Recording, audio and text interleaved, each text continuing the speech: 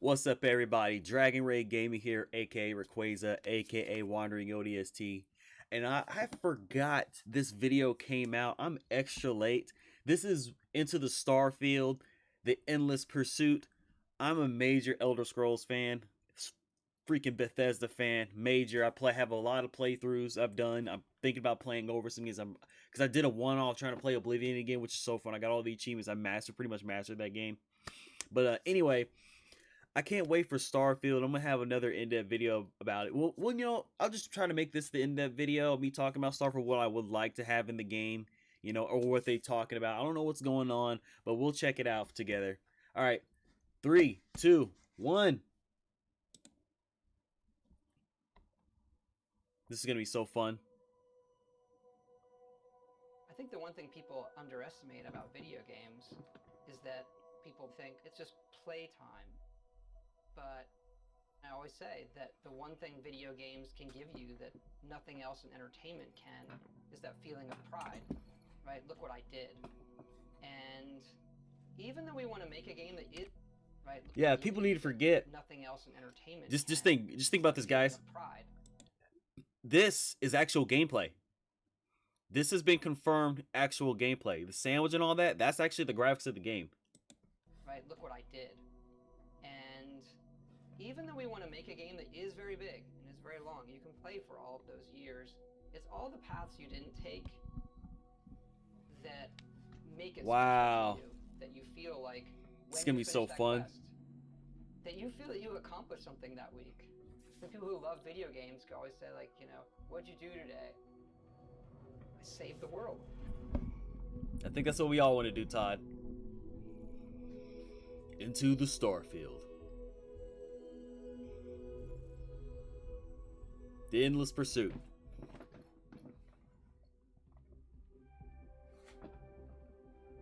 We've been incredibly lucky to work with such a tight group of people for so long. Like, we're all friends. It's like a second family in a way. We all sort of know or get Big man what Todd the game is. There's definitely this core group who's been working together for decades and knows how to make a BGS game. And then there's this, you know, new generation of game developers who are coming in and working at BGS who grew up on those games those people made. For some people, oh yeah, Jagged Thorn Thorn, to go into the industry in the first place. Arena, and Elder Scrolls 2. What I love about that is the Battlespire. come in and they love the worlds too, and they want to stay true to those worlds that they grew up on. And so we're still able to maintain what a BGS game is, but continue to evolve. Space exploration, survival. How long people are going to play. You look at Skyrim, we're sitting here 10 years later. They're still playing it. And it keeps having this life, and it changes how you want to create something. Yeah, I feel like our games sort of have two lives, right? Like, we create this game, and we put everything we can possibly put into it, tell the stories we want to tell, and build this world that sort of... Man, I wish I was making videos back then. Hand it off to the players. Of when, you know, let me pause it. I wish I was making videos back then for the hype of Skyrim was coming out. Like, man, I was so hyped for this game. But man, it was 2011, dude. 2010, 2011, I couldn't, I didn't have the software or nothing for that. Like, come on now, man. Like, this stuff is just so fantastic, dude. No, chairs irritating me. But, like, come on, bro. Take it and make it their own. They tell their... It's like, when this game comes out, everyone's gonna erupt. Like stuff's gonna stop, you know. Everyone's just gonna be doing their own thing when this game comes out. Bethesda has Christmas on lock as far as we know right now, unless God of War comes out. Unless God of War comes out, or some unknown title that they've been hiding in the rough during E3 when the next games come out. Like, you already know. And then they're talking about potential delay of Starfield not coming out until like the early time next year. Like the year after next year, like 2024. Or no, 2023. But I'm pretty sure they'll meet their deadline. Their own stories, and then they make their own stories with our tools. I think it's the hallmark of our games that you play it, and my experience is going to be different than yours. I'm going to come in and tell you a funny story about something that happened. That's one thing you can You may always never have seen that appreciate. because just a confluence of events, and I think You can always that appreciate of helps what with they do. longevity, and it You know what I helps mean? with that feeling of community in a lot of ways. It is a world that you get transported to that you can really make your own, and that's where, for me, the magic is, to do it for 2 decades. Todd Howard, the that GOAT.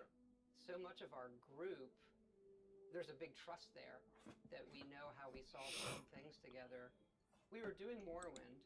And again, if anyone's wondering why I'm looking over to the right, that's my other monitor over there. That's where I have my stuff set up. And looking at what we might do after that and beyond that. I never did beat Morrowind. What are the other types of worlds we I got corpse disease and stopped playing. Obviously, Fallout was at the top of the list. If we could do that, and that magically, luckily came true for us. And right behind that was science fiction. Going to space, I think there's a magic in just defying gravity and taking off from a planet. Like that. Okay, I mean to pause it a lot, but just think they've never done that before. They have a good aspect of creating worlds and going to different plateaus with them. Of course, you got Elder Scrolls with their massive lore and Fallout with their massive lore. What about the lore of Starfield that's going to come out? Like, seriously. Like, this is just humans, planet, and it's exploration, survival, supposedly.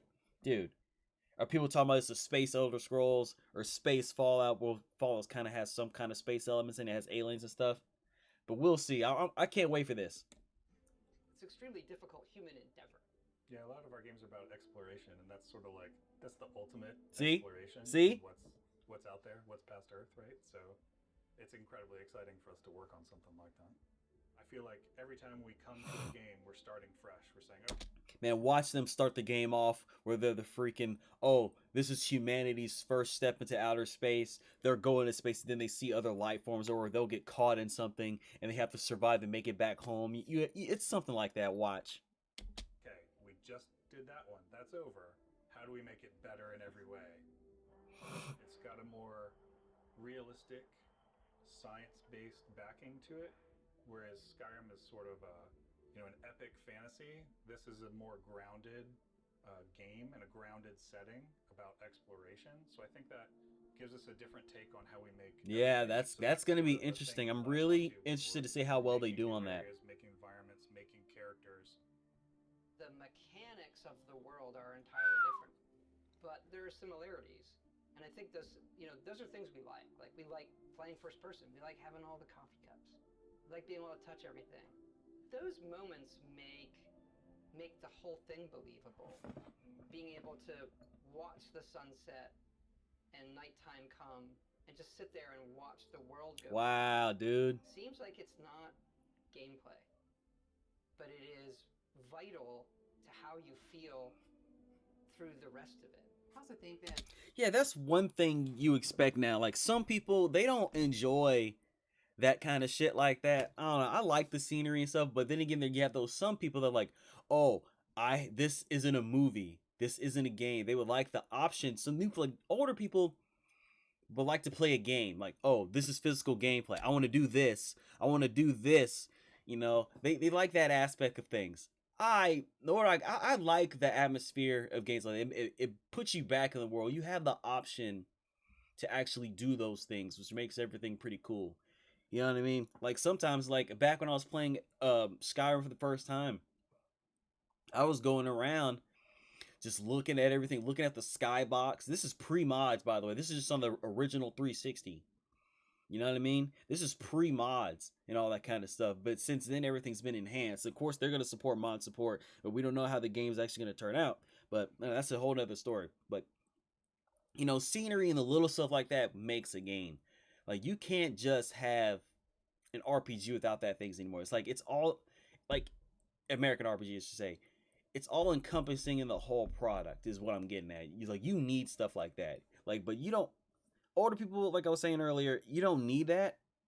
But they would like to play a physical game. They're not making movies. It's like the controversy they had with Last of Us 2.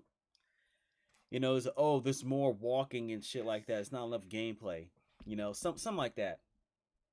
Because it's based in a more realistic atmosphere. Is like you have a lot of people on our team who are super into certain things, like robotics, Oh wow, that's new. engineering, and they can use this lifetime of knowledge they have gathered and then use it Oh in their man, it's work. like a Everyone comes from these different cross between areas and Destiny brings and stuff to the Fallout. game that can make it in, and it all And what I mean by that, of course, I have to clarify now. What I mean, I'm talking about the designs. Like, you know how like the Russian designs of the on Earth and the Cosmodrome look like that, mixed with the early-ish style of Fallout. That's what this looks like.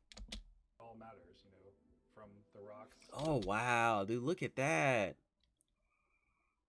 That's different. The clutter to what the spacesuits look like. It's based on people's experience and sort of learning about how things work. Oh man, that's cool, dude. It's believable for this universe. Yeah, That's it really, so really real to freaking us. cool. Like all you're saying, we do all that stuff, but then concepting like everything they eat, or the toys the children play with, or what are their bedtime. Oh, let me go back. Or the toys that. That's interesting. Like, okay, let's dissect this picture right now. Of course, it's like the dad, going through there. The cat. There's gonna be animals, supposedly. Though they've been doing it in the other games. There's gonna be some animals. Look at that. That's like a repair bot, but it's like a homekeeper or something. He's like in a space station. That's freaking awesome. Children play with, or what are their bedtime stories? What is their art? What is their history? What is their entertainment? It is a universe, not just a game. There has to be an emotional trigger that occurs. And I think as time has gone on, we're able to paint an even better picture that triggers that emotional thing. We always have that step out moment into the world, so to say. Technology's changed, we've all changed, so our expectations when loading up a game, like, okay, I'm gonna Yeah, they increased the dev kit. Fine. The Gamebryo system is updated, people. The Gamebryo engine, or the creation engine, is upgraded. Photorealism. I'm trying to tell y'all, man. I'm trying to tell y'all. Photorealism is we're getting there. We are getting there with the Gamebryo engine. Us being able to do that and have it feel new every generation, every game, is something that is really special about what we do. I like to say that Starfield has 2 step-out moments. It's cryptic. 2 step-out moments? Okay, I got this. Let me think.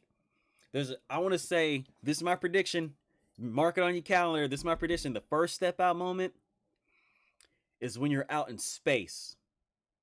That's what I'm saying. Is when you're out in space and you see all the stars and the planets and whatever else is out there in the distance. The second step out moment is when you actually land on a planet. Or if there's one planet in general, or you land on the planet the first time. Those are going to be the planet in space. Those are your step out moments. Calling it right now. Our process of making it is a journey for us that is very, very rewarding.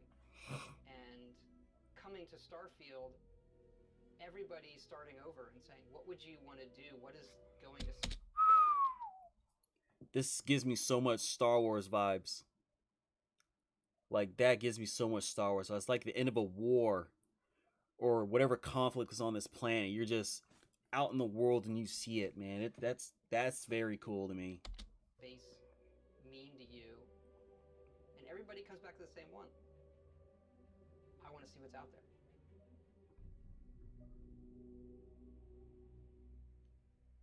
I cannot wait.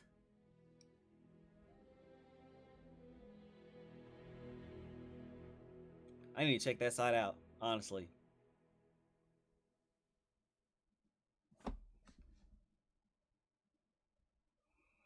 Oh man. And there we have it. We finished the video, man. Pause that. Anyway, I love Starfield so far, or at least for what we've been had. The intrigue of the game is so good to me. I like the space kind of things. I like the sci-fi. I like fantasy stuff. I'm part of that culture.